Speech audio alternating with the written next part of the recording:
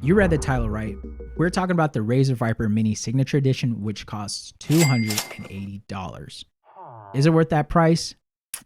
Bottom line, no, not for most of us. But it's something that's releasing soon, and there are a lot of exciting things to go over. So let's first dive into this mouse. The unboxing experience, excessively luxurious, but I mean, you have to give a reason for the $280, right?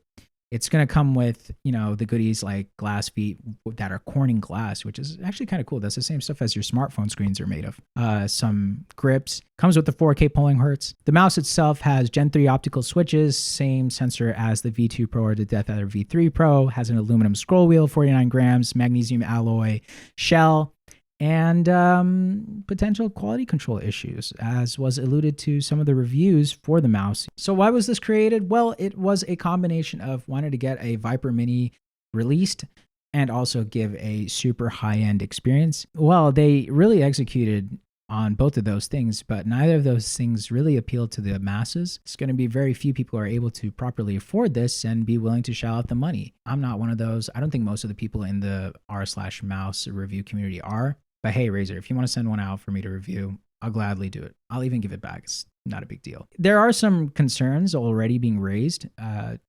Two of the reviews that I saw of all of them, both had issues with their main buttons being a little grindy, which is not a good sign. And also, Boardsy specifically complained that his side buttons were wobbly, and that is not great. One thing I did notice on my button 1 while playing Call of Duty, if I would press right up here near the scroll wheel, press down, it would come down and just crunch. It was just, I don't know what it is. It's like grinding across something there. But again, it's not all the time. It's only whenever I press right in there. That's a stinker, especially on a $280 mouse. These things, that's not good. That is not what you want to see in terms of side button wobble. Both of the buttons have pretty significant wobble. There is also a lot of side to side wobble and like slight grinding on the main clicks. I don't like to really hold against a mouse unless it actually is noticeable and bad in game, and in my opinion it's not. But hey, on the bright side, he was able to finger his mouse, and not the way you're thinking. That's the way. Yeah.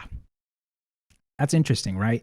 The exoskeleton structure of this mouse is very unique, but that's what it is. What were the main good things about this mouse? Well, it has a 4K hertz.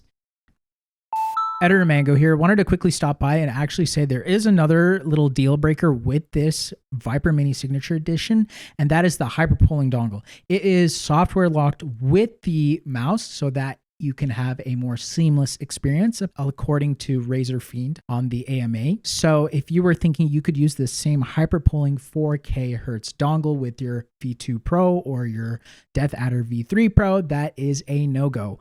It has fast charging, so that's kind of cool. I don't entirely know if the V2 Pro has that, but that's something that this has. So 20 minutes, you'll get 50% charge, 50 minutes, you'll get full charge. That's a really cool upgrade that I would like to see in the normal version. So speaking of the normal version, with everyone just totally being baffled at this being released, Razer did actually let us know that in summer TM, I don't know when specifically, they didn't even specify, they said midsummer, we should get the proper plastic Viper Mini. And that I'm excited for. Why? Well, the Viper Mini originally was a super affordable $20 cabled mouse that everyone loved. Now comes the more wireless gaming mouse era, and well, the Viper Mini is outdated.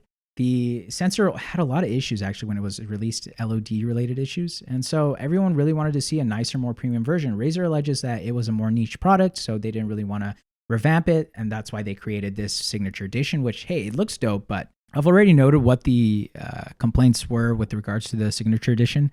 But some of the reasons why it cost this much, according to Razer's own reps, were that this mouse is being hand polished with intricate CNC work. I mean, yeah, that exoskeleton is intricate. And so many people dog on it because it doesn't look ergonomically friendly.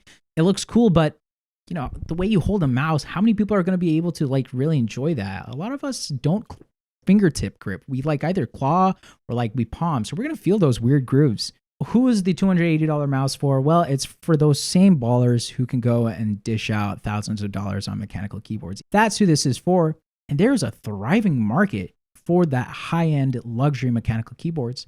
So I have no doubt in my mind that the Signature Edition will sell. It's obviously not going to sell in massive quantities, but that's not the point. It's a bummer. I think that everyone would have really liked to have seen a, pro version of the Viper Mini in plastic be released at the same time. Razer was unable to execute that, and well, they're getting a lot of flack, which I think everyone saw coming. There were leaks on the Viper Mini, and we were all just like, oh, what is this? This is Mango. If you want some free wallpapers that I have made, check out ieatmangos.com. Subscribe, like this video. Let me know if you guys enjoyed this more conversational format. And if you did, comment down below. Would really appreciate it. Okay, bye. See ya.